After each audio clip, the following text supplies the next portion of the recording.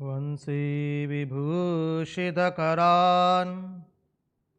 नवनीरदाभात् पीताम्बरात् अरुणबिम्बफलादरुष्ठात् पूर्णेन्दुसुन्दरमुखात् अरविन्दनेत्रात् कृष्णात् परं किमपि तत्त्वम् अहं न जाने। कृष्णात् परं किमपि तत्त्वम् अहं न जाने।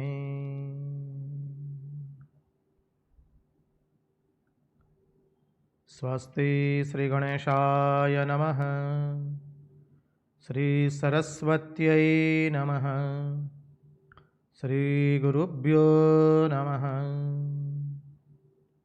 नारायणं नमस्कृत्य नरं चैव नरोत्तमं देवीं सरस्वतीं व्यास ततो जयमुदीरयेत्।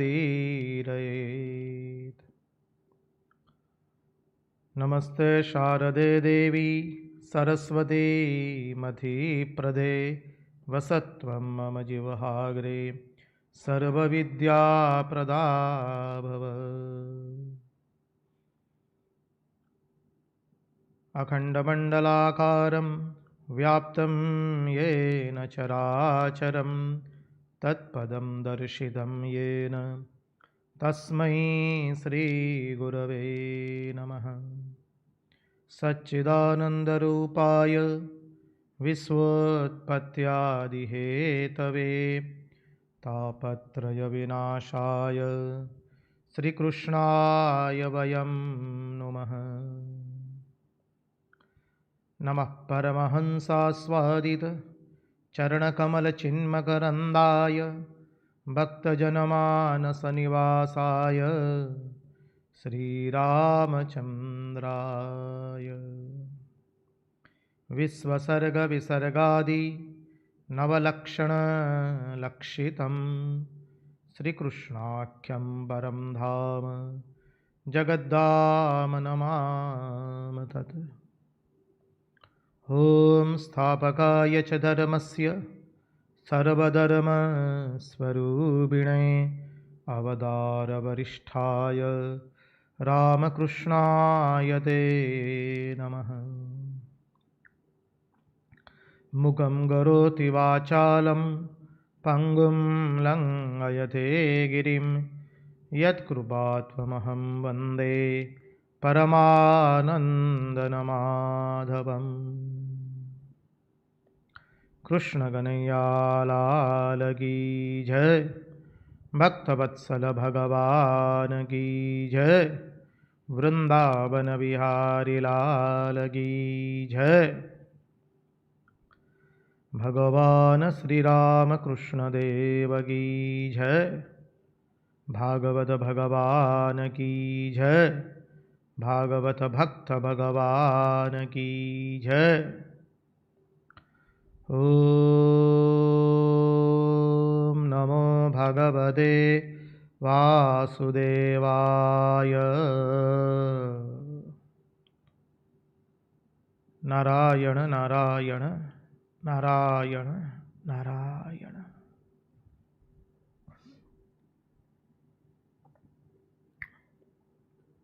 हम सर्वप्रथम पूज्यपाद स्वामी आदि भवानंद जी महाराज के चरणों में हमारे सश्रद्धेय प्रणाम निवेदित करते हैं।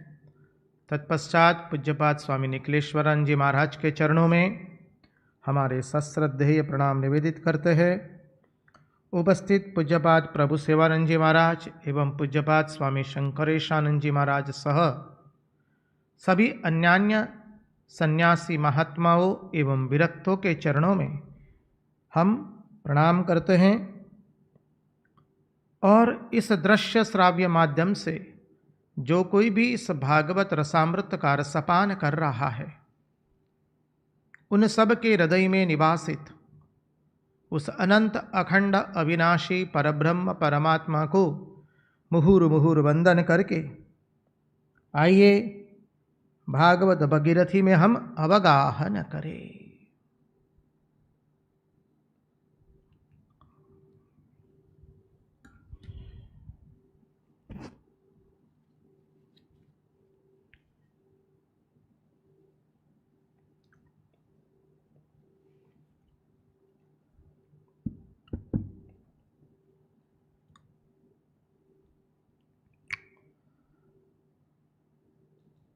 तो चले हम मथुरापुरी। मथुरा के अंदर में कंस का वध हो गया है। नंद बाबा पुनः व्रजधाम लौट आए हैं। नंद बाबा एवं यशोदा मैया का संवाद हमने देखा। अब इधर मथुरा में क्या हुआ, थोड़ी उसकी ओर भी दृष्टि डाल दे।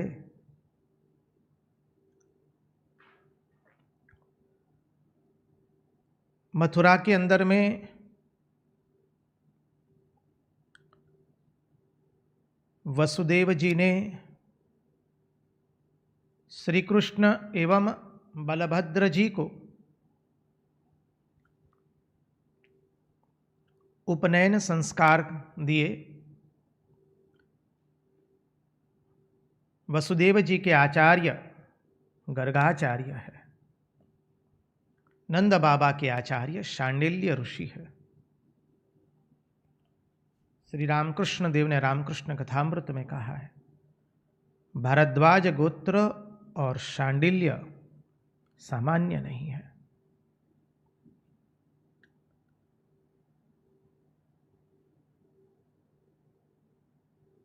देखिए, भगवान के उपनयन संस्कार हुए, द्विजत्व प्राप्त हुआ।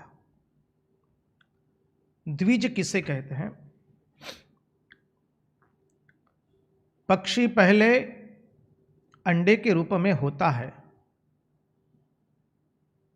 तत्पश्चात अंडा फूटने के बाद उसका जन्म होता है। इसलिए पक्षी को द्विज कहते हैं। और मनुष्य को भी पहले दूध वाले दांत आते हैं, वो दांत निकलने के बाद दूसरे दांत आते हैं, इसलिए भी उसे द्विज कहते हैं। मनुष्य के विकारों को संस्कार प्रदान किया जाता है, इसलिए 3 वर्णों का उपनयन संस्कार होता है, इसलिए भी उसे द्विज कहा जाता है। भगवान को द्विजत्व प्राप्त हुआ। गर्गाचार्य ने गायत्री मंत्र प्रदान किया। श्री कृष्ण राजा है, सतत कर्म में प्रवृत्त रहते हैं, स्वयं भगवान है, फिर भी त्रिकाल संध्या करते हैं। आजीवन उन्होंने वह नियम रखा है। संध्या के अंदर में सब कुछ आता है। कभी संध्या का महात्म्य देखेंगे शास्त्र की दृष्टि से, तो उसका चिंतन करने का प्रयास करेंगे।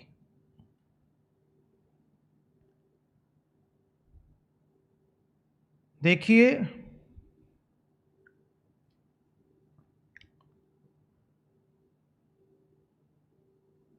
गर्गाचार्य जी के पास से गायत्री मंत्र प्राप्त करने के बाद भगवान अवंतिका नगरी गए हैं, उज्जैन नगरी में विद्याभ्यास के लिए सांदीपनी ऋषि के पास गए। अब देखिए, तो वसुदेव जी के आचार्य गर्गाचार्य है, श्री राम उनके आचार्य वृंद उनके आचार्य, श्री राम के आचार्य थे वशिष्ठ ऋषि। तो वशिष्ठ ऋषि के आश्रम में जाके उन्होंने विद्या प्राप्त की है। तो श्री कृष्ण भी गर्गाचार्य जी से विद्या प्राप्त कर सकते थे। नंद बाबा के आचार्य शांडिल्य ऋषि है। श्री कृष्ण शांडिल्य ऋषि के पास जाकर भी विद्या प्राप्त कर सकते थे। क्या प्रयोजन था जो उनको अवंतिका नगरी जाना पड़ा, सांदीपनी ऋषि के पास से विद्या अध्ययन करना पड़ा?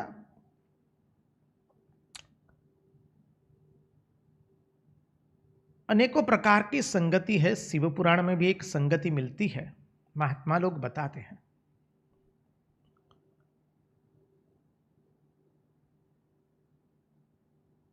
यहां हम जो संगति का चिंतन करेंगे वो महात्माओं द्वारा प्रमाणित है, महात्माओं ने कहा है।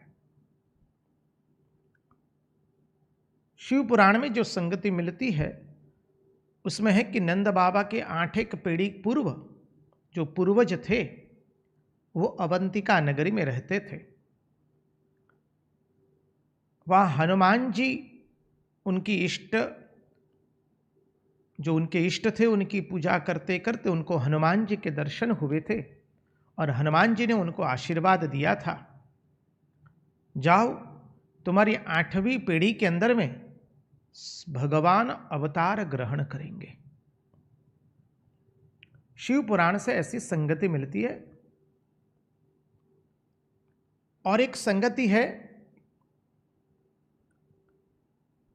संदीपनी ऋषि अपने गुरु के पास जब विद्याध्ययन करने गए थे, अन्य छात्रवृंद भी थे,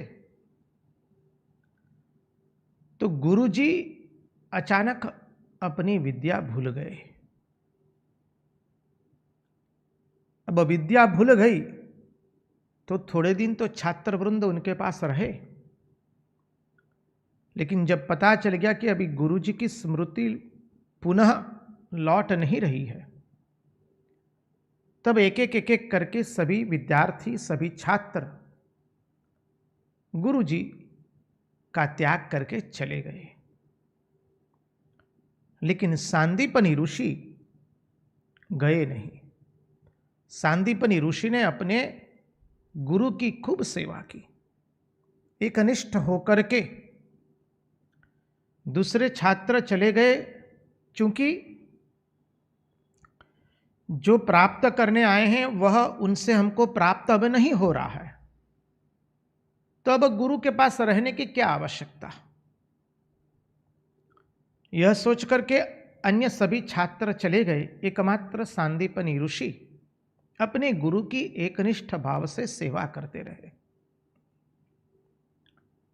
12 वर्ष के पश्चात गुरुजी की स्मृति लौटती है, पुनः विद्या, उनकी विद्या की स्मृति हो जाती है। और जब विद्या की स्मृति पुनः हुई तो देख रहे हैं सांदीपनी उनकी सेवा कर रहा है। गुरुजी सांदीपनी ऋषि को कहते हैं, वत्स, सभी छात्र तो चले गए मुझे छोड़ करके, विद्या की मुझे विस्मृति हो चुकी थी, तुम क्यों मुझे छोड़ करके नहीं गए। तब सांदीपनी ऋषि बहुत सुंदर कहते, गुरुदेव, आपको इस अवस्था में छोड़कर जाने को मेरा मन नहीं करता था, मेरा दिल नहीं करता था, मैं आपको इस अवस्था में छोड़ करके चला जाऊं। सांदीपनी के गुरु उनको कहते, बेटा तुमने 12 वर्ष मेरी सेवा की। 12 वर्ष ये कोई सामान्य काल नहीं है। तुमने सेवा की, तुम्हारी विद्या तुमको मिली नहीं, तुम जिस विद्याध्ययन के लिए आए थे, मेरी सेवा करके तुमने अपने जीवन का एक कालखंड ऐसे ही व्यतीत कर दिया। सांदीपनि ऋषि कहते हैं, गुरुवर आपकी सेवा करना ही मुझे ठीक लगा, वही मुझे मेरा धर्म लगा और मैंने आपकी सेवा करने का प्रयास किया है। आपको उस अवस्था में छोड़ने का मेरा मन कतई करता नहीं था। गुरुदेव की आंखों में अश्रु आ गए और गुरुदेव कहते हैं, तुम्हें सब विद्या प्राप्त होगी, उतना ही नहीं, जाओ मैं आशीर्वाद देता हूं, तुम्हारे घर, तुम्हारे गुरुकुल में स्वयं भगवान आकर के तुम्हारे शिष्य बनेंगे। गुरु ने वह आशीर्वाद दिया, सब विद्याएं प्राप्त करवाई। महात्मा लोग, विद्वान लोग, पंडित लोग संगति लगाते हैं। सांदीपनि ऋषि तो थे ही वाराणसी के, काशी के। काशी से तो सब विद्या निकलती है, विद्या की जो नगरी ठहरी।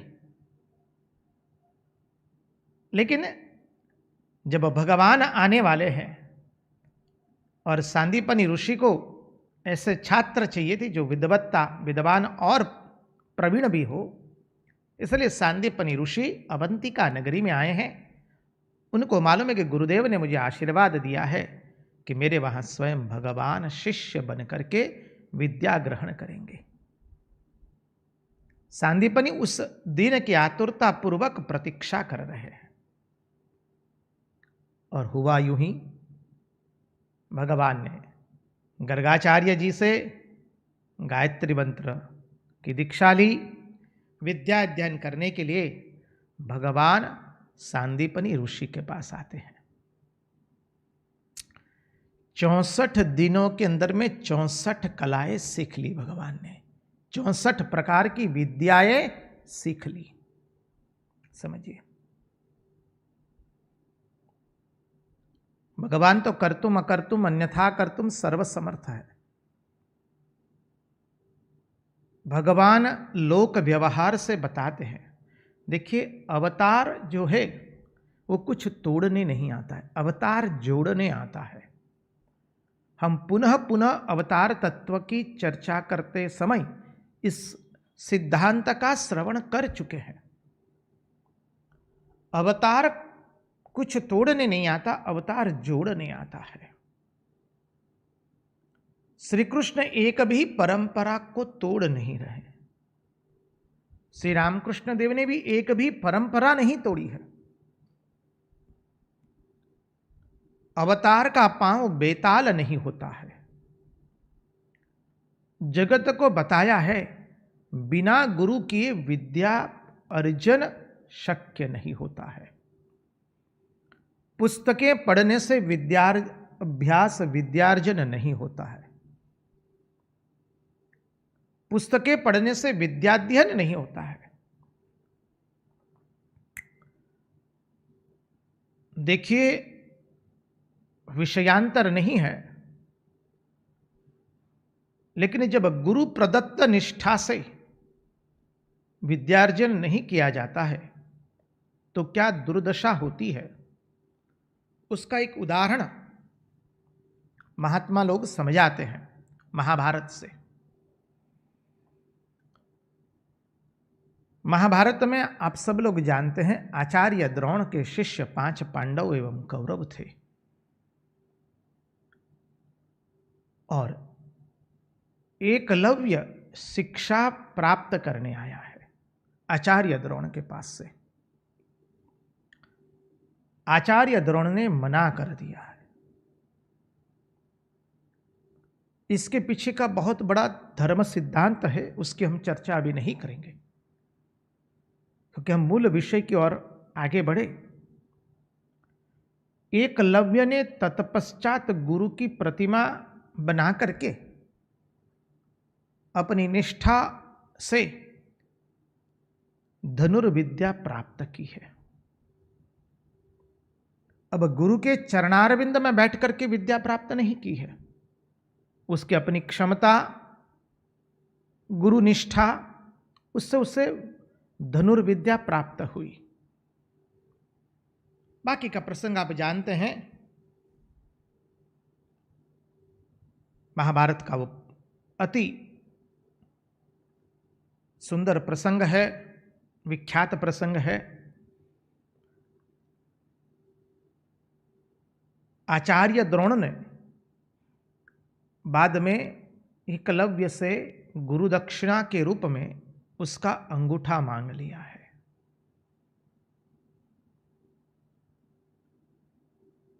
संगति लगाने वाले और विद्वान लोग कहते थे कि जैसे अर्जुन से भी उसकी बाण चलाने की क्षमता अधिक थी। समझिए, आचार्य द्रोण ने एकलव्य से अंगूठा मांग लिया है। क्यों मांगा है? हम साहित्यकार, नवलकार जिस दृष्टि से महाभारत को देखते, हम कतई उस दृष्टि से देखते नहीं हैं। शास्त्र सम्मति से महाभारत का अध्ययन करना होता है। साहित्यकारों ने जो दिया है तो साहित्य की दृष्टि से, नवल कथा की दृष्टि से एक अलग उसका दृष्टिकोण होता है। परमार्थ की यात्रा में वो दृष्टिकोण मान्य नहीं गिना जाता है।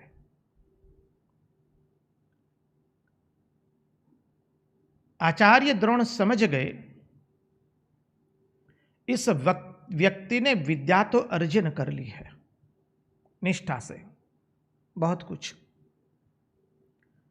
लेकिन जब गुरु के चरणारविंद में बैठ करके शास्त्रीय पद्धति से, परंपरा से जब विद्या अर्जित नहीं की है तो उसके अंदर में विवेक आने वाला नहीं है।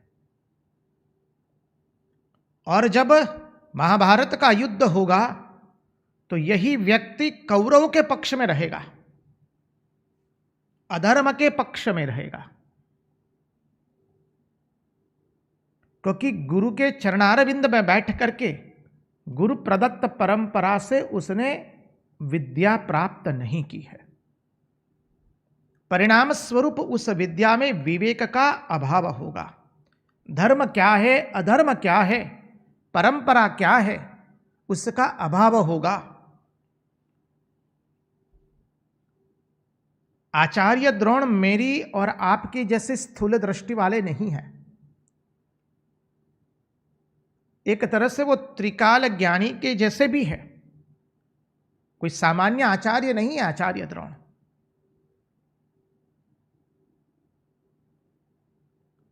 इसलिए उन्होंने अपने शिष्य के पास से गुरु दक्षिणा के रूप में अंगूठा काट करके मांग लिया है। आचार्य द्रोण कोई अर्जुन को आगे करने के लिए कथाकथित जो सिद्धांत है, उस सिद्धांत शास्त्रीय दृष्टि से अमान्य है।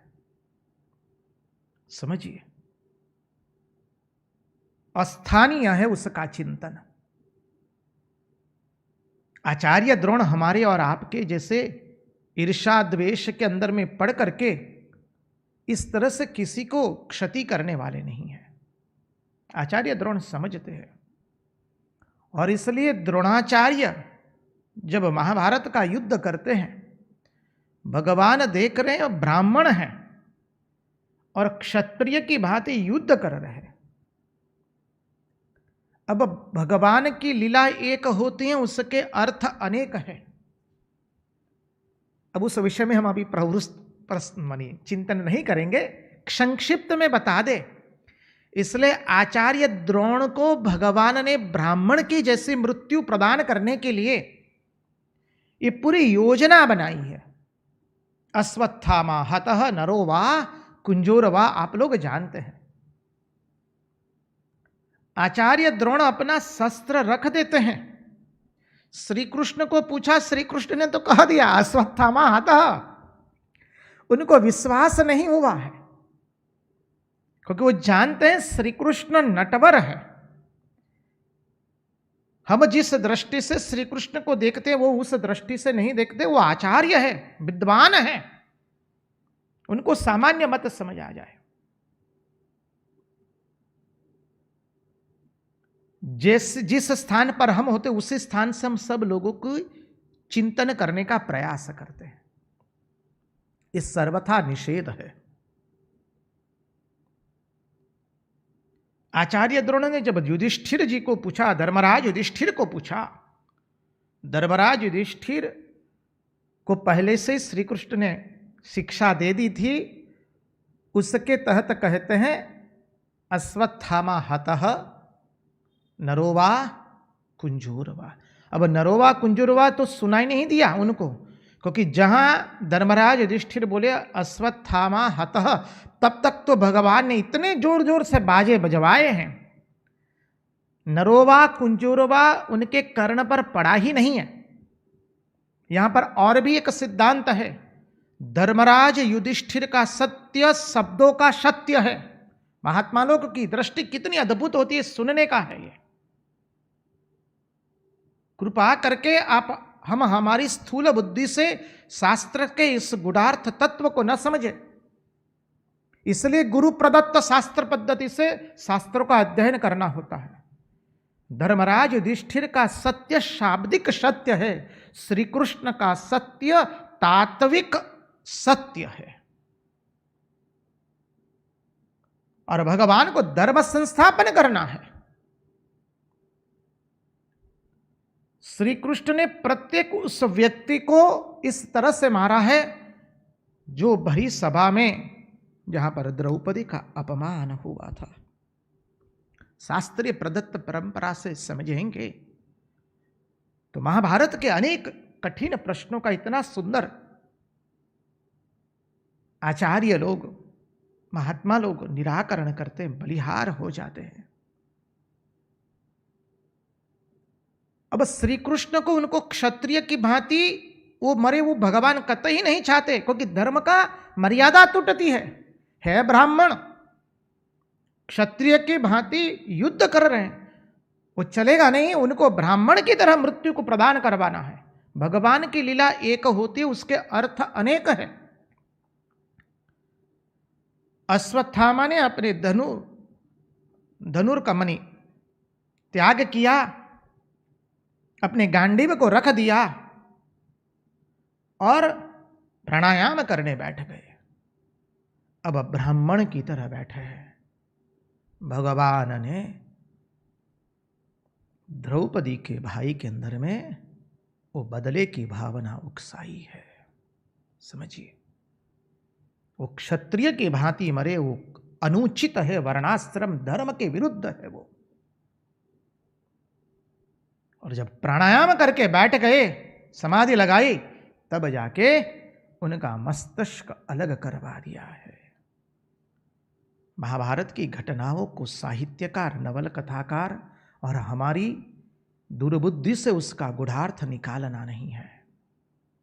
ऐसा मत समझिए हम उनको अन्य दृष्टि से देखते, कतई नहीं। विद्वान हैं वो लोग, साहित्यकार, नवल कथाकार, उनकी अपनी दृष्टि है, उनको तो भी हम सबको वंदन करते हैं। लेकिन शास्त्रीय प्रदत्त परंपरा परमार्थ की यात्रा के लिए यह बताती है। तो भगवान का एक ताल बेताल नहीं हो रहा है श्री कृष्ण का। अरे श्री कृष्ण का सांदीपनी ऋषि के पास जाकर के विद्याध्ययन करना, उसका व्यवहारिक अर्थ भी हम समझे। लोगों ने सुना, सोचा श्री कृष्ण तो 11 वर्ष तक तो ग्वाले थे, आहिर थे। अब मथुरा के राजा बन गए, भले उग्रसेन को राजा बनाया, असली तो वही थे। तो लोगों ने सोचा अब राजनीति में पड़ जाएंगे, राजनीति के चक्कर में पड़ जाएंगे। और जब कभी भविष्य में विद्वानों की सभा होगी, गोष्ठी होगी, तो श्री कृष्ण वहां जाएंगे तो उनका अपमान होगा, क्योंकि उन्होंने विद्या अर्जित नहीं की है।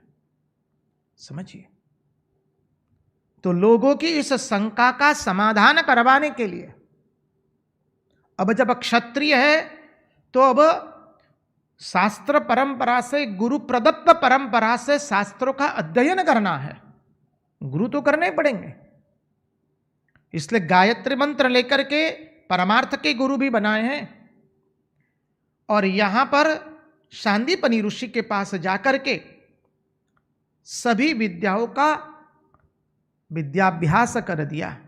64 विद्याओं का अभ्यास 64 दिन में कर दिया। भगवान की लीला एक होती है, उसके अर्थ अनेक होते हैं। ध्यानपूर्वक श्रवण करें।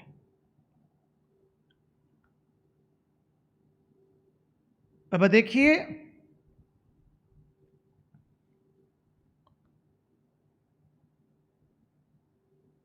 जब गुरु गृहवास किया, 64 विद्याओं को अर्जित किया, तो गुरुदेव को पूछते हैं अंतिम दिन, आज भगवान पुनः मथुरा लौट जाएंगे। गुरुदेव एवं गुरुमाता को वंदन किए, प्रणाम किए। भगवान हाथ जोड़कर खड़े रहते और कहते, गुरुदेव, गुरु दक्षिणा में मैं आपको क्या दूं?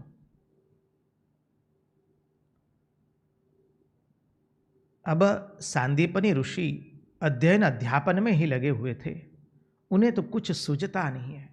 वो कहते हैं, मैं मेरी भार्या से जरा पूछ लूं। ब्राह्मण लोग अधिकांश अध्ययन अध्यापन में ही रहते हैं। व्यवहार का कार्य तो उनकी भार्या ही करती है, पंडितानियां ही करती है। इसलिए पंडितानियों में व्यवहारिक बुद्धि अधिक होती है। अपनी भार्या से सलाह मशवरा किया। भगवान को सांदीपनी ऋषि की भार्या कहती है, हम जानते हैं श्री कृष्ण, तुम्हारे में अनेकों प्रकार की विद्या है, तुम सर्वगुण संपन्न हो, तुम्हारी महिमा का वर्णन हम मुंह से नहीं कर सकते हैं। हमारा एक पुत्र प्रभास क्षेत्र में डूब गया था, उसे वापस ले आइए। बस भगवान ने गुरुदक्षिणा के लिए गुरुमाता का आदेश शिरोधार्य किया। भगवान आते प्रभास क्षेत्र में समुद्र के पास, समुद्र ने भगवान की पूजा की। समुद्र से भगवान ने कहा, हमारा पुत्र तुम्हारे वहां डूब गया, दे दो। समुद्र कहता है, प्रभु मैंने तो लिया नहीं है, लेकिन मेरे यहां शंख के रूप में एक पंचजन्य असुर रहता है, शायद वो निगल गया होगा। भगवान जाते हैं, पंचजन्य राक्षस का वध करते हैं, लेकिन पुत्र मिला नहीं, और उस पंचजन्य शंख को भगवान ने ले लिया, और तब से वो पंचजन्य शंख भगवान बजाते हैं। अब भगवान गए यमराज के पास। यमराज ने यमपुरी में भगवान का स्वागत किया, भगवान का पूजन किया।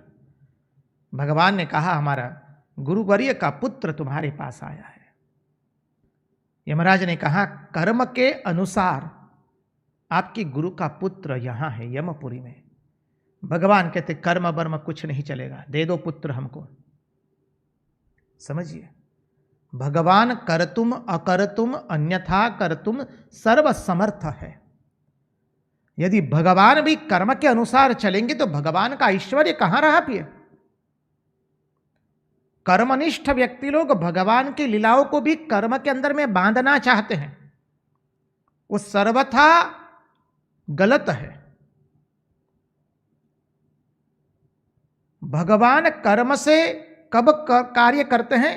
जब अभक्त पर कृपा करनी होती हो, अभक्त के साथ व्यवहार करना होता है, तब भगवान कर्म के न्याय से चलते हैं।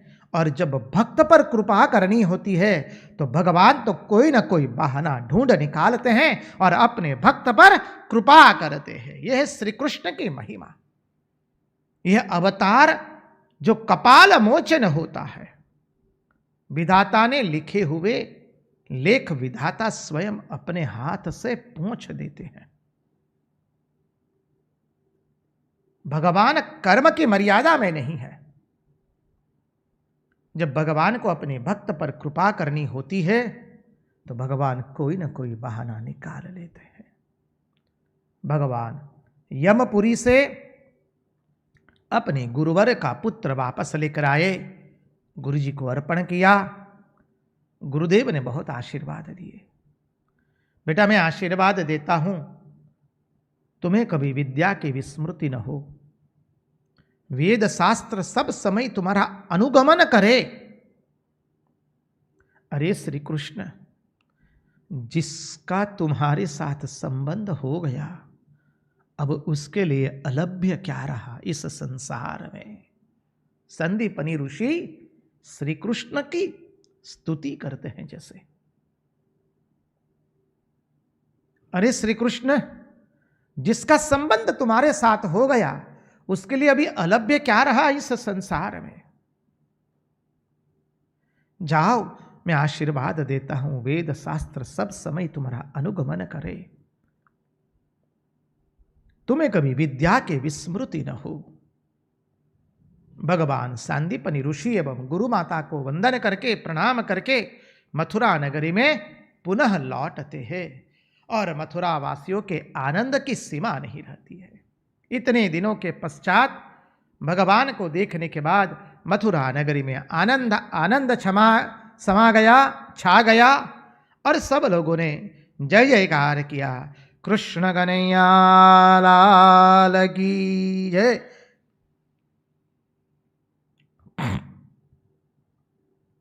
अब आगे का प्रसंग एक अनुपम प्रसंग आ रहा है। देखिए, श्रीमद् भागवत के 49 अध्याय तक दसम स्कंद का पूर्वार्ध है। दसम स्कंद में कुल 90 अध्याय है। 49 अध्याय तक पूर्वार्ध है। 50वें अध्याय से उत्तरार्ध शुरू होता है। हम तकरीबन 46वें अध्याय तक पहुंच रहे हैं। 46वें अध्याय में हम प्रवेश कर चुके हैं। भगवान की कृपा से इतने दिनों से, जो 63 दिन हो गए होंगे शायद, जो भी हो, भगवान की कृपा से हम श्रीमद् भागवत का चिंतन कर रहे हैं, श्रवण कर रहे हैं, मनन कर रहे हैं। अब भागवत का एक अनुपम प्रसंग आ रहा है, उद्धव जी का व्रज गमन। बहुत अनुपम प्रसंग है। उसको धीरज से, शांति से, तत्वार्थ से देखने का प्रयास हम लोग करेंगे। जितना देख पाए उतना धीरज से तत्वार्थ के रूप में देखने का प्रयास करेंगे। आगे हरि इच्छा बलवान है।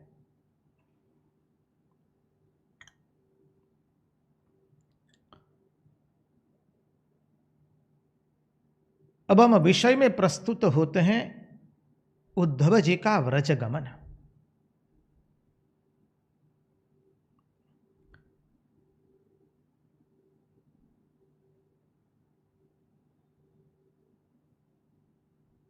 विषय में प्रस्तुत होने से पहले पूर्व भूमिका बांधे यदि, तो देखिए, मनुष्य के ऊपर में ये 4 प्रकार की कृपा अनिवार्य है।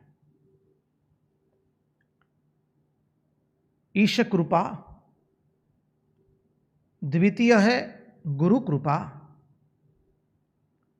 तृतीय है शास्त्र कृपा और चतुर्थ है आत्म कृपा। ये 4 कृपा आवश्यक होती है। प्रथम है ईश कृपा, द्वितीय गुरु कृपा, तृतीय शास्त्र कृपा और चतुर्थ आत्म कृपा। ईश कृपा, देखिए, ईश कृपा की प्रतिफल ही है।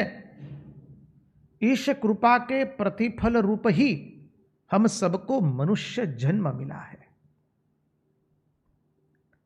मनुष्य जन्म हमारे कर्म के अनुसार मिलता नहीं है, समझ लीजिए। यज्ञ यागादि दान धर्म करने से मनुष्य जन्म मिलता नहीं है। पुण्य तीर्थ करने से, यज्ञ याग आदि करने से, दान करने से मनुष्य जन्म मिलता नहीं है। मनुष्य जन्म केवल ईश कृपा से ही प्राप्त होता है। इसलिए हमारे संत प्रवर तुलसीदास जी महाराज ने तो लिख दिया, आकर 4,84,000 एहि भ्रमत यह जीव अविनाशी, कबहू करी करुणा नर देही।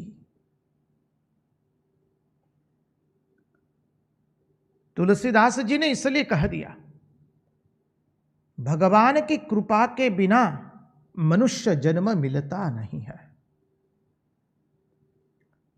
इसलिए भगवत पाद भगवान आद्य शंकराचार्य, जिसको हम भगवत पाद कहते हैं, भगवत पाद ने भी कह दिया, दुर्लभम त्रयमेतद दैवानुग्रह कारण, मनुष्यत्वम मुमुक्षत्वम महापुरुष संश्रय। मनुष्य जन्म, तत्पश्चात मुक्त होने की इच्छा और तत्पश्चात महापुरुषों का आश्रय, ये तीन चीज भगवान की कृपा के बिना मिलती नहीं है। तो ईश कृपा के प्रतिफल स्वरूप ही हमको मनुष्य जन्म मिला है।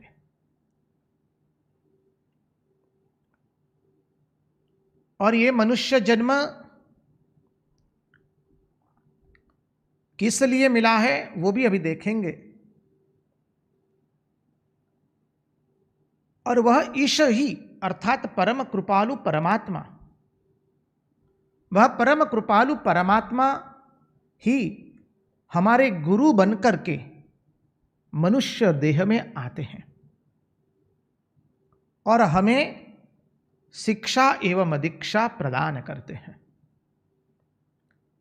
इसलिए गुरु की वंदना करते हुए हम कहते हैं, गुरुर् ब्रह्मा गुरुर्विष्णु गुरुर्देवो महेश्वरः गुरुर् साक्षात् परब्रह्म तस्मै श्री गुरवे नमः। अखंड मंडलाकारं व्याप्तं येन चराचरं तत्पदं दर्शितं येन तस्मै श्री गुरुवे नमः। गुरु ही ब्रह्मा है, गुरु ही विष्णु है, गुरु ही महेश है। गुरु साक्षात परब्रह्म, वह परब्रह्म परमात्मा गुरु ही है। तस्मै श्री गुरवे नमः। इसलिए हे गुरुदेव, हम आपके चरणों के अंदर में साष्टांग दंडवत प्रणाम करते हैं, मुहुर मुहुर आपके चरणों की उपासना करते हैं।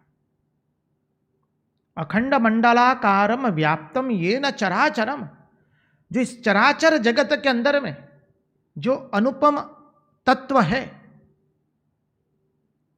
अखंड मंडलाकारम व्याप्तम येन चराचरम तत्पदम दर्शितम येन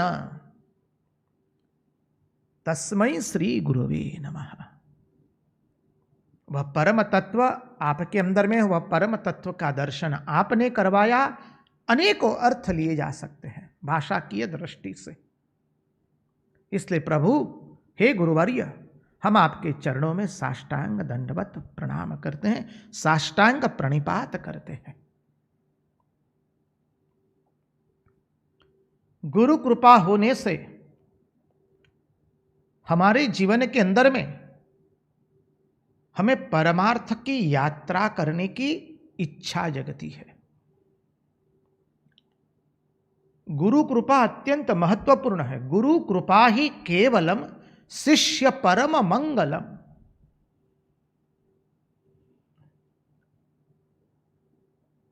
गुरु कृपा ही अत्यंत महत्वपूर्ण है। गुरु गोविंद दोनों खड़े काके लागे उपाय, बलिहारी गुरु आपकी गोविंद दियो दिखाई। परमात्मा की प्राप्ति गुरु से ही होती है, इसलिए गुरु को अत्यंत महत्वपूर्ण कहा गया। रंगदूत महाराज लिखते हैं, सदा भजो गुरुदेव गुरु बिन नाहि कोई अपना, नाते गोते सब स्वार्थ के निस्वार्थ गुरु राना। सब लोग स्वार्थ के हैं, निस्वार्थ एकमात्र गुरु है। माता पिता हमारे प्रथम गुरु होते हैं, शिक्षा गुरु है, उन्होंने हमको जन्म दिया, हमारा लालन पोषण किया, उनके चरणारविंद में हम प्रणाम करते हैं। माता पिता ने जन्म दिया, लेकिन इस जन्म मरण के चक्कर से मुक्त करने की विद्या एकमात्र गुरु देते हैं, इसलिए गुरु का स्थान सर्वोपरि गिना गया है। सदा भजो गुरुदेव गुरु बिन नाहि कोई अपना, नाते गोते सब स्वार्थ के निस्वार्थ गुरु राना। और गुरु क्या करते हैं? आप समान करे शिष्यन को देवे पद निरबाना। गुरु अपने शिष्य को अपने समान करता है, वो जिस पद पर बैठा है। गुरु कोई विद्या यहां पर अपने पास रखता नहीं, गुरु को सब कुछ दे देता है। गुरु अपने शिष्य को सब कुछ दे देते हैं। श्री रामकृष्ण देव नरेंद्रनाथ दत्त को बुलाए काशीपुर उद्यान वाटिका के अंदर में एक दिन, और नरेंद्रनाथ श्री रामकृष्ण देव के सामने आंख बंद करके बैठे हैं, जैसे समाधि हुई है। जब आंख खोलते हैं नरेंद्रनाथ दत्त अर्थात स्वामी विवेकानंद, तो क्या पाते हैं? श्री रामकृष्ण देव की आंखों से अश्रु निकल रहे और कहते, नरेन, आज मैं तुझे सब कुछ देख करके मैं फकीर बन गया। जाओ, इसी शक्ति से तुम जगदम्बा का कार्य करोगे। गुरु अपने पास कुछ नहीं रखते हैं। गुरु ने सारा जीवन जो साधन भजन करके जिससे उनको उस परम पद की प्राप्ति हुई है, जो साधन के द्वारा उनको परम पद की प्राप्ति हुई, वह साधन अपने शिष्य को दे देते हैं। इसलिए गुरु सर्वोपरि गिने गए हैं। तो प्रथम हुआ ईश कृपा, उसके परिणाम स्वरूप हमको मनुष्य जन्म मिला। मनुष्य जन्म हमें हमारे कर्मों के अनुसार प्राप्त नहीं होता है, वो तो भगवान के अनुग्रह से ही मिलता है। बाद में गुरु कृपा, तत्पश्चात शास्त्र कृपा हुई। शास्त्र कृपा का अर्थ समझिए। मां श्रुति भगवती, मां शास्त्र भगवती हमको अपनी गोद में बिठाना चाहती है, और मां श्रुति भगवती प्रत्येक मनुष्य को भिन्न भिन्न प्रकार से अपनी गोद में बिठाने के लिए उसको बुलाती है। इस तत्व का चिंतन हमने किया था पिछले सत्संगों में, थोड़ा स्मरण करेंगे तो स्मृति पट पर आ जाएगा। मां श्रुति भगवती चाहती है कि मेरा बालक मेरी गोदी में बैठ करके ज्ञान रूपी उत्कृष्ट स्तनपान करे। इसलिए मां श्रुति भगवती हमको बुलाती है पहले लोभ दे करके। किसी को लोभ देकर के बुलाती है, किसी को भय दिखा करके बुलाती है, किसी को प्रेम से बुलाती है, किसी को आज्ञा देकर के बुलाती है, किसी को तर्क बुद्धि देकर के बुलाती है, किसी को जिज्ञासा से बुलाती है, किसी को विवेक बुद्धि से बुलाती है, और किसी को आदेश देकर के बुलाती है। ये मां श्रुति भगवती है। और जब मां श्रुति की भगवती की गोद में हम बैठते हैं, श्रुति मां श्रुति भगवती हम सबको ज्ञान रूपी उत्कृष्ट स्तनपान कराती है। इसलिए कहा, रंगवदूत महाराज कहते हैं, भिक्षा ओम दे मां पार्वती जेथी थाये आत्मानी गति। मां मुझे भिक्षा दो। कौन से भिक्षा मांगते हैं? ओम रूपी भिक्षा। भिक्षा ओम दे मां पार्वती। मांडुक्य उपनिषद और अन्य उपनिषदों में ओम का विस्तृत अर्थ बताया है।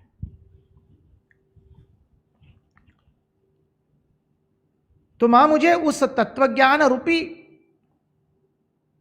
उस ज्ञान रूपी भिक्षा मुझे दीजिए, जिस ज्ञान का बोध होने के बाद मनुष्य द्वंद्व से मुक्त हो जाता है। भिक्षा ओम दे मां पार्वती जेथी थाये आत्मानी गति। जेथी थाये आत्मानी रति। वैराग्य कफनी दरी हूं लाव्यो, निरहं खप्पड़ उरमा लाव्यो, रस शून्य अमर रस दे मां। मैं वैराग्य रूपी कफनी पहन करके आया हूं। मैं अहंकार को एक साइड, एक बाजू पर रख करके, अहंकार का तो मैंने वध कर दिया। निरहं खप्पड़ उरमा लाव्यो, रस शून्य अमर रस दे मां। मां मुझे उस अमर रस का प्रदान करो। भिक्षा ओम दे मां पार्वती। यह शास्त्र कृपा। देखिए, शास्त्र कृपा नहीं होती हम सब पर तो आज 63 दिन से 64 दिन से जितने भी दिन हुए हैं, हम क्या ये भागवत का श्रवण कर रहे, चिंतन कर रहे, मनन करने का प्रयास कर रहे हैं, ये क्या हमारे बल से संभव है? कतई नहीं है, समझ लीजिए। श्रीमद् भागवत महापुराण का सत्संग करना मनुष्य अपने बल से, अपने पुण्य के कर्म पर वो कतई कर सकता नहीं है, नहीं है, नहीं है।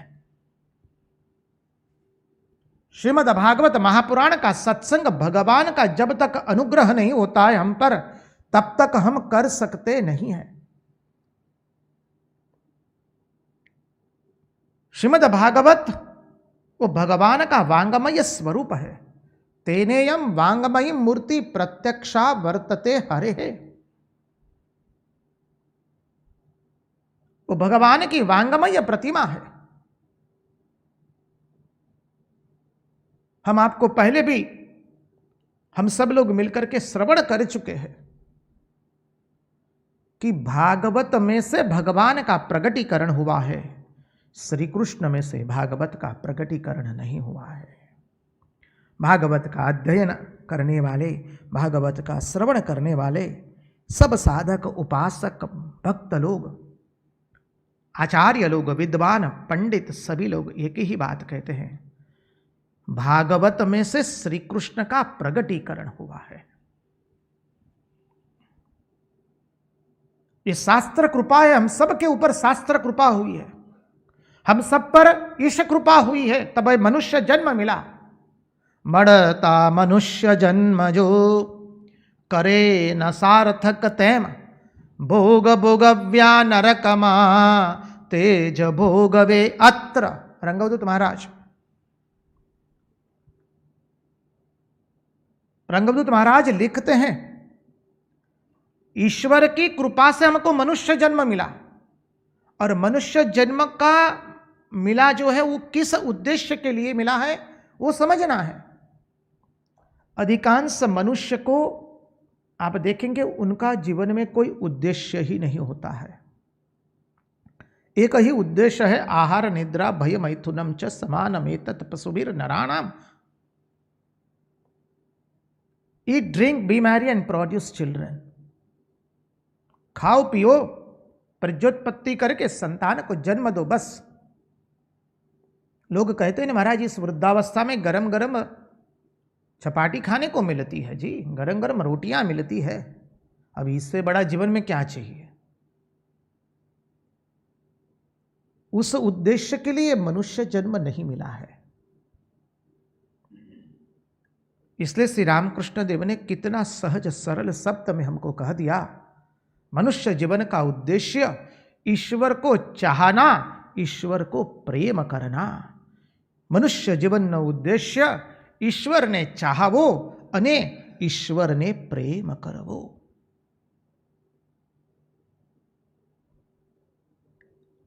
स्वामी विवेकानंद उसी सिद्धांत को अपनी वैज्ञानिक भाषा में बताते हुए कहते हैं, each soul is potentially divine, the goal is to manifest this divinity within. प्रत्येक मनुष्य में उस दिव्यता है, उस दिव्यता का प्रकटीकरण करना ही मनुष्य जीवन का उद्देश्य है। तो परमात्मा की कृपा से मनुष्य जन्म मिला, क्यों मिला है? भगवत प्राप्ति के लिए, सुख दुख से मुक्त होने के लिए, जन्म मरण के चक्कर से मुक्त होने के लिए, ज्ञान अज्ञान के द्वंद्व से मुक्त होने के लिए, सभी द्वंद्वों से मुक्त होने के लिए मिला है। गुरु कृपा भी मिली, आपके जो भी गुरु है, गुरु प्रदत्त मंत्र मिला, इसलिए गुरु करना तो अत्यंत आवश्यक है अपने यहां। शास्त्र कृपा हुई, अब अंतिम कृपा अत्यंत महत्वपूर्ण है और वो है आत्म कृपा। आत्म कृपा क्या है? देखिए, हमें स्वयं को स्वयं के ऊपर कृपा करनी है। अभी स्वयं को स्वयं पर कृपा करने का अर्थ समझिए। जिसे भगवान श्री कृष्ण अर्जुन को कहते हैं, उद्धरेदात्मना आत्मानम न आत्मानम अवसादयेत, आत्मा एवा ही आत्मन बंधु, आत्मा एव रिपुहु आत्मनः। हम ही हमारे मित्र है और हम ही हमारे शत्रु है। हम ही अपने आप को ऊपर उठा सकते हैं और हम ही अपने आप को नीचे गिरा सकते हैं। आत्म कृपा का अर्थ समझिए।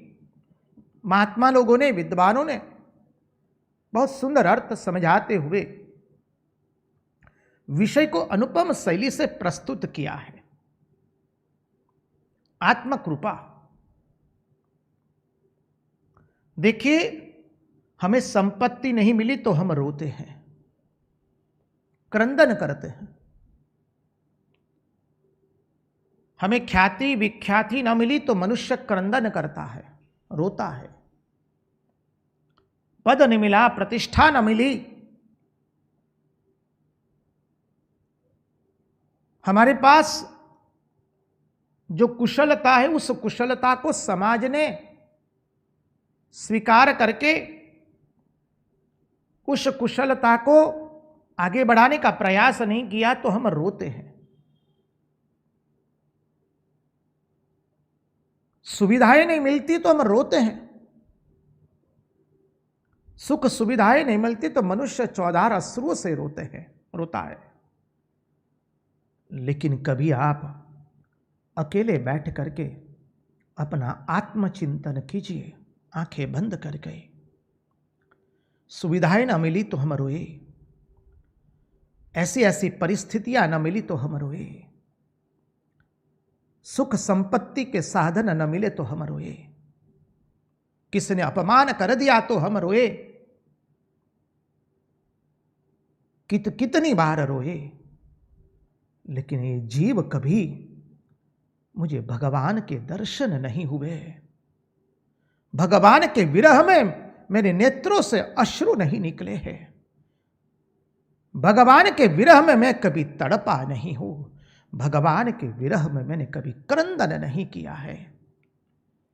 भगवान की अनुपस्थिति से मेरा जीवन मुझे खाली नहीं लग रहा है। मुझे ऐसा नहीं लग रहा है कि मेरा जीवन में कुछ अपूर्णता है। भगवान का दर्शन किए बिना मुझे मेरे जीवन में अपूर्णता नहीं लग रही है। भगवान के विरह में कभी मेरे नेत्रों में से अश्रु नहीं निकले हैं। मुझे कभी भगवान का विरह नहीं सताया है। मुझे कभी भगवान की आवश्यकता नहीं लगी है। आवश्यकता लगी तो केवल अपनी वासनाओं की पूर्ति के लिए लगी है। उनको प्रेम करने के कारण उनकी आवश्यकता नहीं लगी है।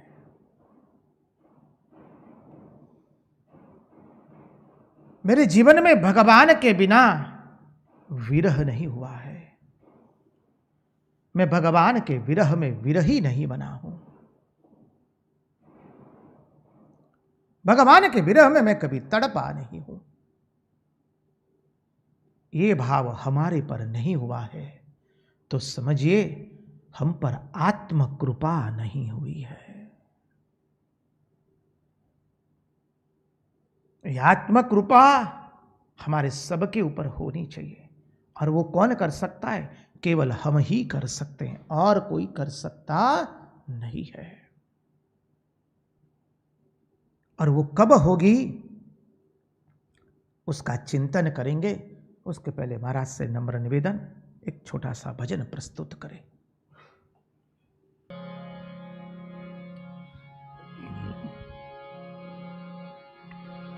વીજળી ને ચમકારે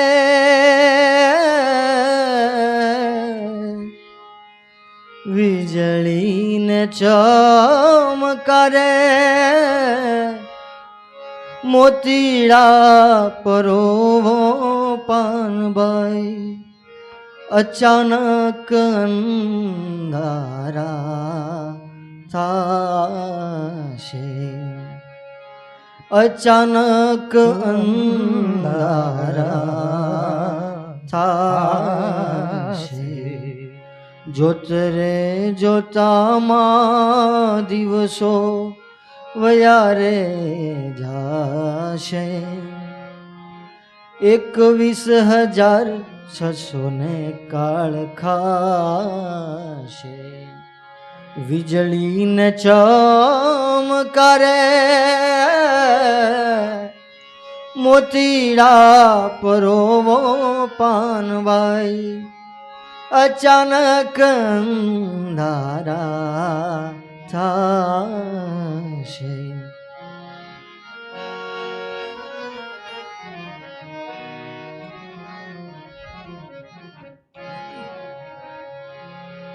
જાણ્યા રે જેવી આ તો અજાણ છે વસ્તુ અધૂરિયાને નો કહેવાય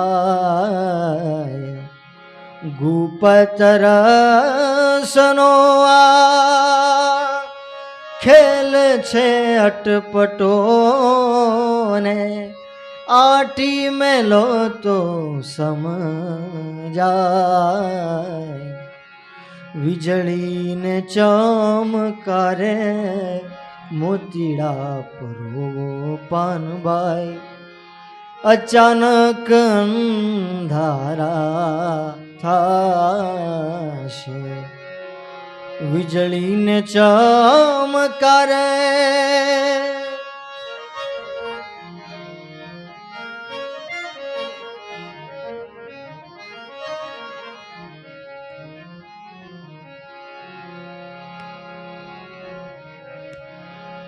निर्मल थईने तमे आवो मैदान मारे जानी लो न जीवड़ा केरी जात जी निर्मल थईने तमे आवो मैदान मारे जानी लो जीवड़ा केरी जात सजाती विजातिनी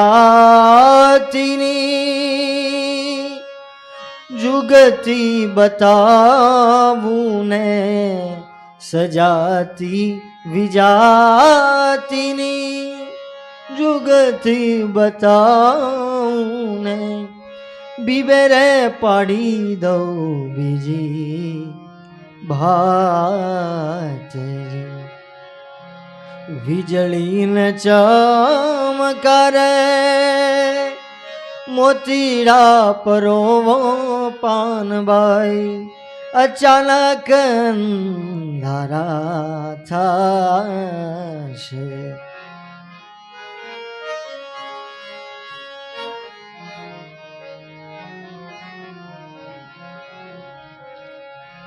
પિંડરે બ્રહ્માંડથી પર છે ગુરુજી મારો,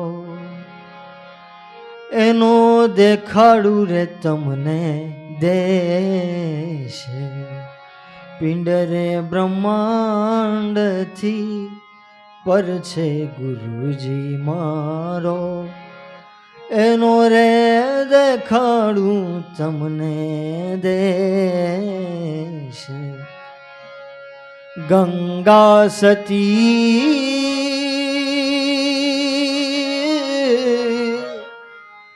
ગંગા સતી,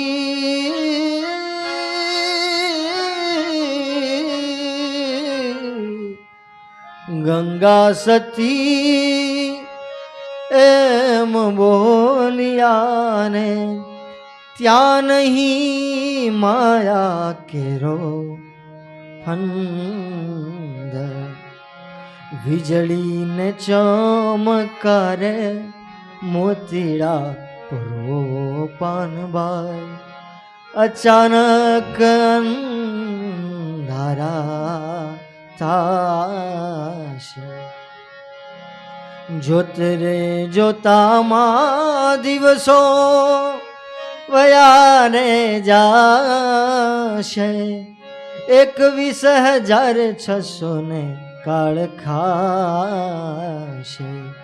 વીજળીને ચમકારે મોતીડા પરોવો પાનબાઈ, અચાનક અંધારા થશે. અચાનક અંધારા થશે. અચાનક અંધારા થશે. કૃષ્ણ કનૈયા લાલ કી જય. कृष्ण कन्हैया लाल की जय. महाराज जी ने बहुत सुंदर भजन गाया. गंगा सती एवं पानबाई. हमारे कच्छ प्रदेश में गंगा सती सास है, पानबाई बहू है. और गंगा सती, हाँ क्षमा कीजिए भावनगर,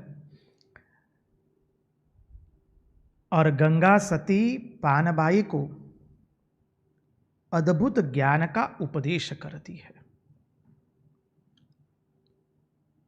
ये जो भजन गाया उसमें गुरु की महिमा से लेकर परम तत्व की परम महिमा वर्णित की हुई है. चले हम मूल विषय के अंदर में.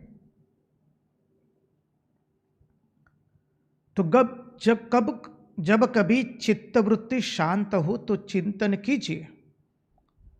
हमें सब कुछ प्राप्त हुआ, लेकिन जो प्राप्त होना चाहिए था वही प्राप्त नहीं हुआ.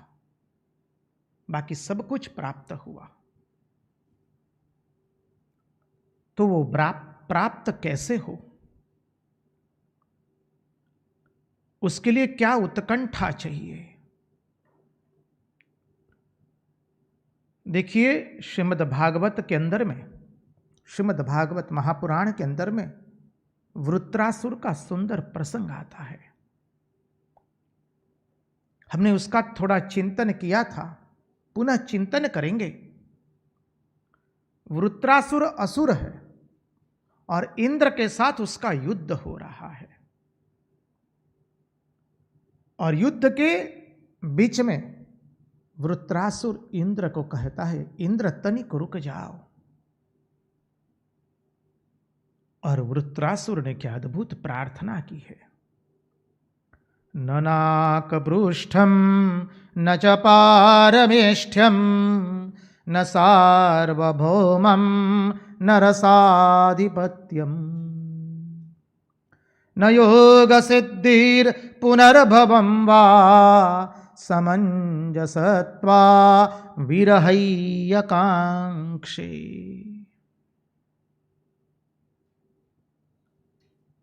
वृत्रासुर कहता है न नाक पृष्ठम न च पारमेष्ठ्यम, हमें स्वर्ग का भी राज्य नहीं चाहिए, हमें भूमंडल का भी राज्य नहीं चाहिए, हमें पाताल का भी राज्य नहीं चाहिए। समझिए, न नाक पृष्ठम न च पारमेष्ठम न सार्वभौमम न रसाधिपत्यम न योग सिद्धिर पुनर्भवम वा। तो क्या तुमको स्वर्ग का राज्य नहीं चाहिए, तो क्या तुमको भूमंडल का राज्य चाहिए? बोले जी ना। अच्छा ठीक है, तुमको क्या पाताल का राज्य चाहिए? बोले ना। तो तुमको क्या योग सिद्धि यहां चाहिए? बोले हमको तो वो भी नहीं चाहिए। तो बोले तुम्हें क्या चाहिए? वृत्रासुर अपने नेत्रों में भगवान की स्तुति करते करते नेत्र, उसका कंठ अवरुद्ध हो गया, नेत्रों से अश्रु बहने लगे। न योग सिद्धिर पुनर्भवम वा समंजसत्वा विरही आकांक्षे। प्रभु हमें आपका विरह चाहिए। समझिए, प्रभु हमें आपका विरह चाहिए।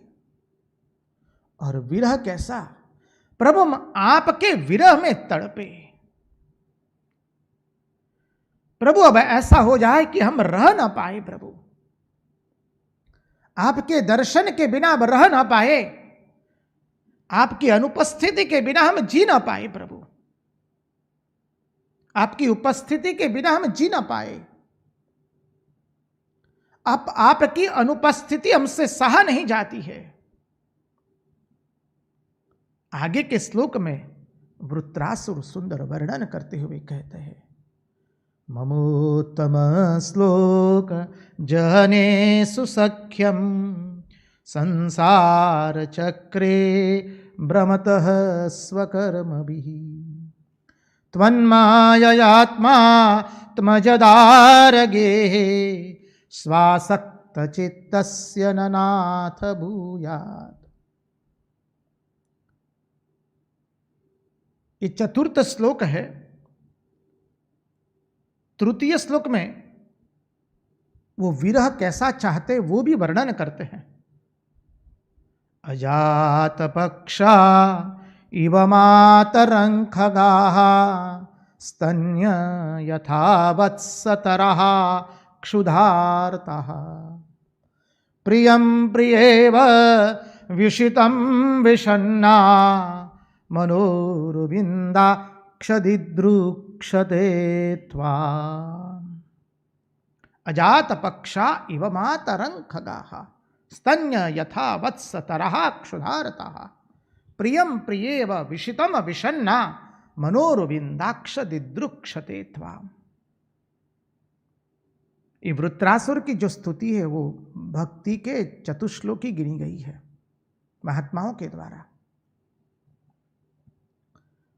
प्रभु मुझे कैसा विरह हो। अरे पक्षी अपना घोंसला बनाता है और पक्षी के जब वो अंडा फूट करके बच्चे आ जाते हैं, अब बच्चों को अभी तक पंख नहीं आई है, इसलिए उड़ नहीं पा रहे। और बच्चों की मां खुराक की शोध में खुराक लाने गई है, तब वो बच्चे क्या क्रंदन करते उनकी चोंचों से। आप लोगों ने देखा होगा घोंसले के अंदर में बच्चों को क्या विरह होता है। मैया की वो राह देखते रहते हैं, जल्दी मां आकर के हमारी चोंच में कुछ डाले। वो मुंह फाड़ फाड़ करके मां को बुला रहे हैं। वो क्या वेदना होती है, समझिए। तुरंत में जन्मा हुआ बछड़ा, उसकी मां घास खाने के लिए गई है और बछड़े को भूख लगी है। बछड़ा का एकमात्र आलंबन है उसकी मां। जैसे घोंसले में जन्मे हुए पक्षियों, उनको अभी तक पंख नहीं आई है, उनके एकमात्र संबल है उनकी मां। बछड़े का एकमात्र संबल है उसकी गैया मां। और गैया मां घास खाने गई है और बछड़े को दूध पीने की तलब लगी है। बछड़ा हम्मा हम्मा करके पुकारता है मां को।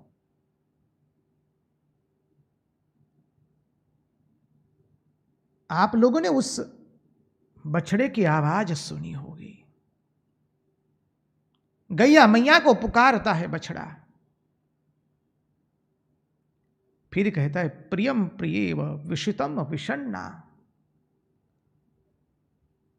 कोई सती मातृरूपा नारी का पति विदेश गया हो तो उसके विरह में मातृरूपा नारी का हृदय कैसा विह्वल होता है। अजात पक्षा इव मातरं खगाः स्तन्य यथा वत्सतरः क्षुधार्तः प्रियं प्रियेव विषितं विषण्णा मनोरविंदाक्ष दिदृक्षते त्वाम। प्रभु ऐसा विरह मुझे प्राप्त हो। जो श्री रामकृष्ण देव कहते हैं, सती स्त्री का पति के प्रति, मां का संतान के प्रति और विषयी का विषय के प्रति, ये तीन आकर्षण मिलकर के जब एक आकर्षण बने और उस आकर्षण से, उस व्याकुलता से जब ईश्वर को पुकारा जाए तब ईश्वर दर्शन देते हैं। तो यहां पर साधक मांग रहा है कि प्रभु मुझे आपका विरह प्राप्त हो। जो जीवन में प्राप्त करना था वो तो प्राप्त हुआ नहीं, बाकी सब कुछ प्राप्त हो गया। शून्य अनेक लिख दिए, लेकिन वो शून्य की कोई कीमत नहीं होती है जब तक पूर्वार्ध में एक लिखा न जाए। तो वो एक परमात्मा की प्राप्ति न हुई, बाकी सब हो गया, मेरा जीवन व्यर्थ गया। और उस परमात्मा की प्राप्ति कैसे होगी? तो बोले इस विरह से होगी। इस तरह से विरह से कातर होके हमें भगवान की प्रार्थना करनी है। बोले ये विरह कैसे प्राप्त होगा? भगवान के लिए इस प्रकार की जिसके मन में विरह जगह नहीं है, वो विरह हम कैसे प्राप्त करें? तो बोले भगवान की कथा सुनो।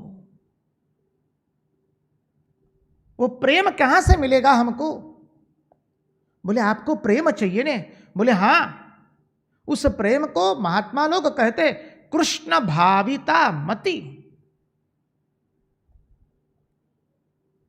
बोले वो कृष्ण भाविता मति हमें कैसे प्राप्त होगी? वो प्रेम हमें कैसे प्राप्त होगा? बोले प्रेम के लिए प्यास बढ़ानी पड़ेगी, तुम्हें तृषातुर बनना पड़ेगा उस प्रेम के लिए। तो बोले तृषातुर हम कैसे बने उस प्रेम के लिए? तो देखिए श्रीमद् भागवत महापुराण के तृतीय स्कंद के अंदर में कपिल एवं माता देवहूति का संवाद आता है। उसमें कपिल मुनि माता देवहूति को कहते हैं, माता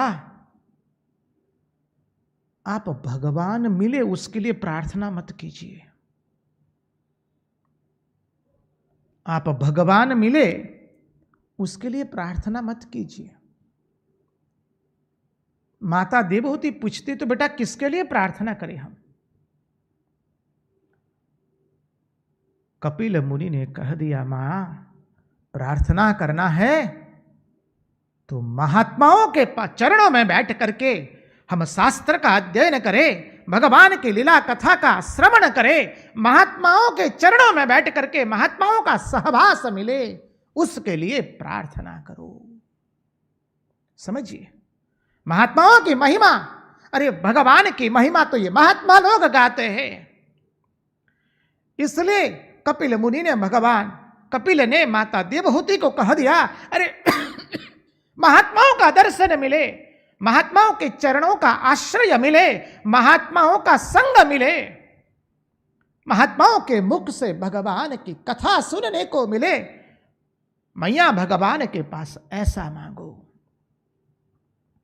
प्रेम सीखना है तो जो प्रेमी होता है उसका संग करना पड़ता है, तब जाके प्रेम सीखा जाता है।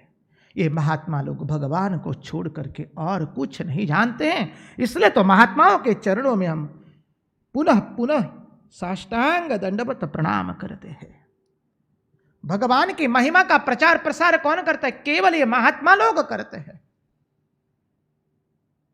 इसलिए भगवान ने गीता में भी कह दिया, स्वयं के बारे में भगवान क्या कहते हैं? तस्याहम सुलभः पार्थ।